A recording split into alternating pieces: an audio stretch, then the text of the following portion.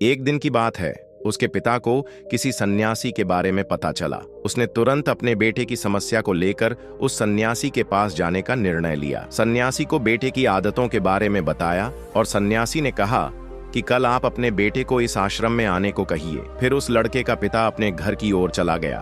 उसे पता था कि अगर वह सीधे तरीके से अपने बेटे को सन्यासी से मिलने के लिए कहेगा तो वह कभी तैयार नहीं होगा। उसने अपने बेटे को अपने पास बुलाया और कहा, तुम्हारे सारे मित्र जीवन में सफलता प्राप्त कर चुके हैं, क्या तुम सफल नहीं होना चाहते हो? लड़के ने उत्तर दिया कि जरूर पिताजी, परंतु जब भी मैं अपने मित्रों से उनकी सफलता का रहस्य पूछता हूँ तो वह मुझे कुछ नहीं बताते हैं।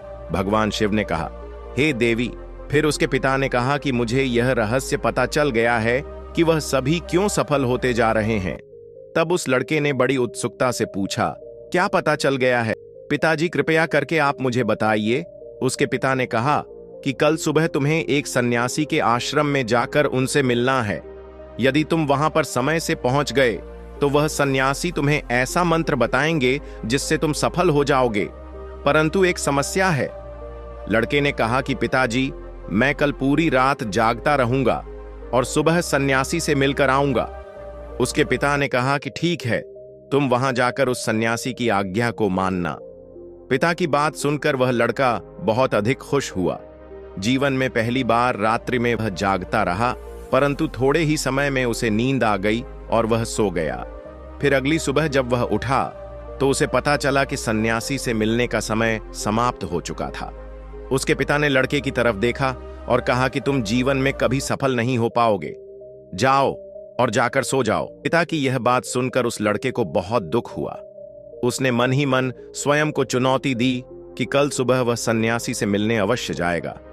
उसने अपने पैर में एक छोटा सा घाव बना लिया, जिससे दर्द के कारण उसे रात भर नींद नहीं आई। भगवान शिव ने कहा, हे देवी, यह ऐसा पहला अवसर था जब उसने अपने जीवन में पहली बार सूर्योदय देखा था। वह तुरंत ही तैयार होकर सन्यासी से मिलने के लिए चला गया। आज उसका अनुभव कुछ अलग ही था। वह बेहद शांत महसूस कर रहा था। चलते चलते वह लड़का जैसे ही सन्यासी के आश्रम में पहुंचा तो वहां पर उसने देखा कि सन्यासी और उसके सभी शिष्य ध्यान लगाकर बैठे हुए थे। भगवान शिव ने कहा, हे देवी। फिर जब ध्यान का समय समाप्त हुआ तब लड़का उस सन्यासी के पास पहुंचा और उन्हें प्रणाम करते हुए बोला कि आपके पास कोई ऐसा मंत्र है जिससे मैं सफल हो सकता हूं? कृपया करके मुझे वह मंत्र बताइए। मैं भी अपने मित्रों के समान सफल होना चाहता हूं और अच्छा जीवन जीना चाहता हूं। भगवान शिव ने कहा, हे देवी। फिर सन्यासी मुस्कुराए और बोले, अच्छा, तो तुम वही बालक हो। तुम्हारे पिताजी मुझसे मिलने आए थे और उन्होंने तुम्हारे विषय में मुझे सब कुछ बता दिया था। मैं तुम्हें वह मंत्र अवश्य बता देता, परंतु अब लड़के ने जैसे ही परंतु शब्द सुना तो लड़का घबरा गया। उसने पूछा, परंतु क्या गुरुदेव?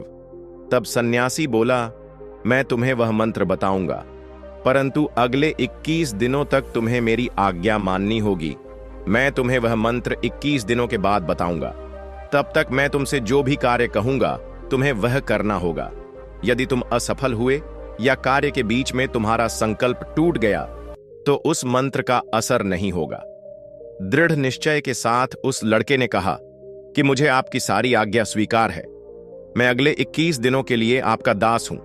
आप जो भी कहेंगे मैं वही कार्य करूंगा। मुझे केवल और केवल उस मंत्र के बारे में जानना है।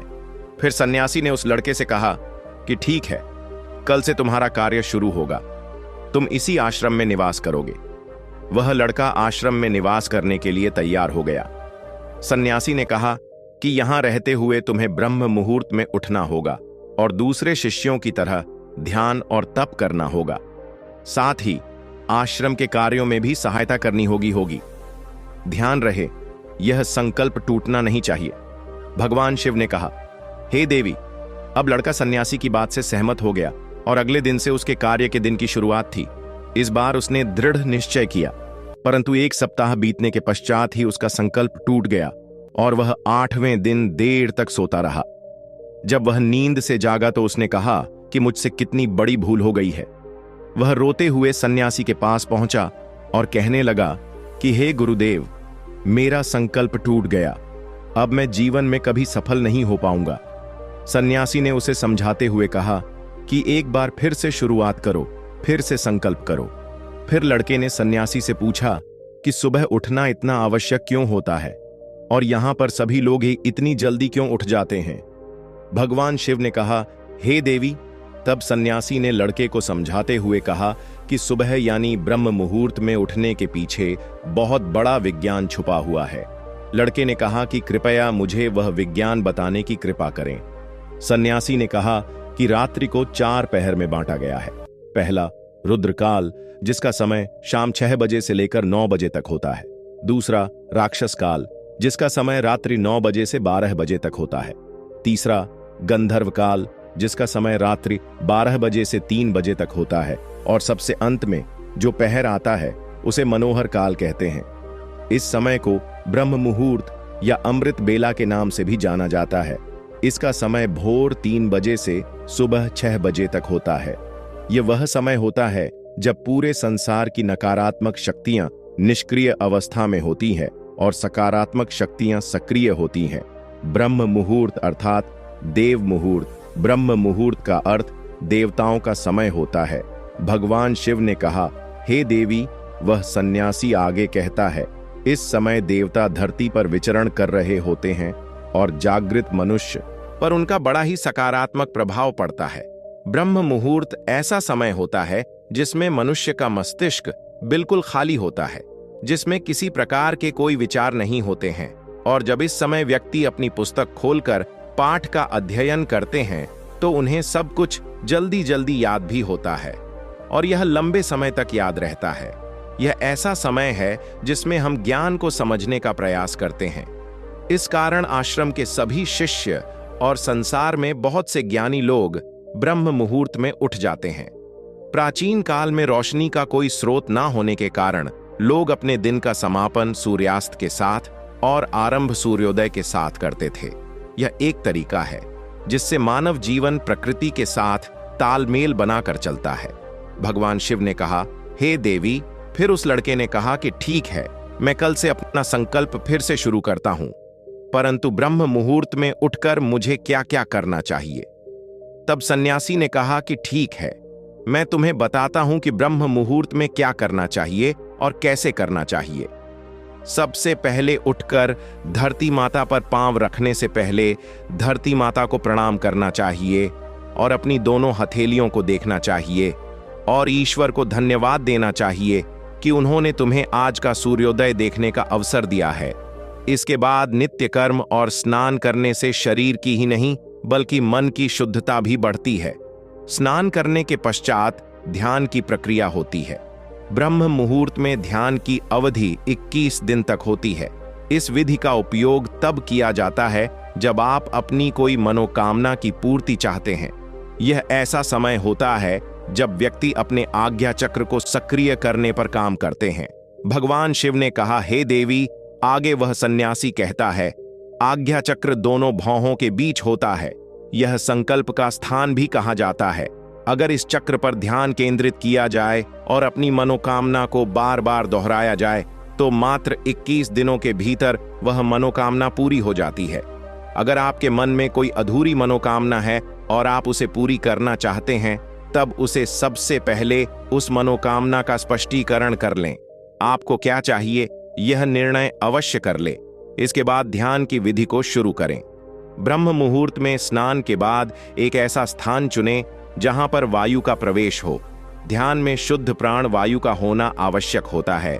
ध्यान की मुद्रा में रीढ़ हड्डी सीधी होनी चाहिए, साथ ही गर्दन भी सीधी होनी चाहिए।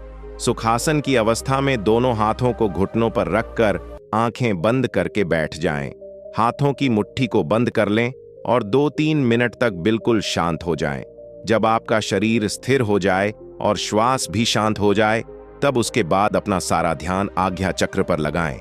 इस दौरान लंबी गहरी सांस लें और सांस को रोक कर रखें। इस समय आप अपनी इच्छा को मन ही मन दोहराएं और अपने मन से इष्ट देव और देवी देवताओं और गुरुजनों का चिंतन करें।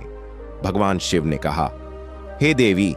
उस सन्यासी ने कहा, जब सांस को रोकना कठिन हो जाए तब धीरे धीरे सांस को बाहर की ओर छोड़ो।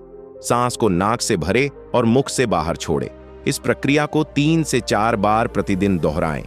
ऐसा प्रतिदिन करने से आपकी जो मनोकामना है वह अवचेतन मन तक अवश्य पहुंच जाएगी और इच्छा पूर्ति जल्दी ही होगी। आज्ञा चक्र सक्रिय होता है और हमारी आज्ञा को पूरा करता है। सांस को रोककर रखने के दौरान शरीर में आपातकाल की स्थिति हो जाती है, जिससे कि आप बेकार की बातें सोचने और विचार करने से बचते हैं। ब्रह्म मुहूर्त के समय ईश्वर की विशेष कृपा होती है और कोई भी व्यक्ति अपनी मनोकामना को इस समय दोहराता है तो उसकी इच्छा जल्द से जल्द पूरी होती है। भगवान शिव ने कहा, हे देवी, इस प्रकार सन्यासी ने उस लड़के को ब्रह्म मुहूर्त का महत्व बताया। अगले 21 दिनों तक उस लड़के ने बड़े ही मन के साथ इस प्रक्रिया को अपनाया। अब वह बहुत ही ज्यादा अनुशासित और शांत स्वभाव का बन चुका था। उस लड़के ने जैसे ही अपना संकल्प पूरा कर लिया, उसके बाद वह लड़का बड़े ही प्रसन्न भाव से सन्यासी के पास पहुंचा और कहने लगा, हे गुरुदेव, मैंने 21 दिनों का संकल्प पूरा कर लिया है। अब कृपया मुझे सफल होने का मंत्र बताइए। तब उस सन्यासी ने मुस्कुराती हुए कहा कि पिछले 21 दिनों से जो अभ्यास तुम करते आए हो वही तुम्हारी सफलता का मंत्र है। जो व्यक्ति ब्रह्म मुहूर्त में उठकर ध्यान प्रक्रिया को सही से करते हैं वह जीवन में कभी असफल नहीं हो सकते। तुम्हें ब्रह्म मुहूर्त का रहस्य पता चल चुका है। अब तुम इसे जीवन पर्यंत करो, तुम्हें जीवन के लक्ष्य और सफलता दोनों प्राप्त होंगे। उस लड़के ने सन्यासी को धन्यवाद दिया और ब्रह्म मुहूर्त के नियमों का पालन जीवन पर्यंत तक करने का वादा भी किया। भगवान शिव ने कहा, हे देवी, अब तो आपको पता चल गया होगा कि ब्रह्म मुहूर्त में क्या होता है। तब माता पार्वती ने कहा, हे स्वामी, अब मुझे ब्रह्म मुहूर्त का संपूर्ण ज्ञान हो गया है। इतना कहकर माता पार्वती ने भगवान शिव को प्रणाम किया। वीडियो अगर पसंद आया हो तो वीडियो को लाइक और हमारे चैनल को सब्सक्राइब करें और अपने दोस्तों के साथ शेयर करें। धन्यवाद।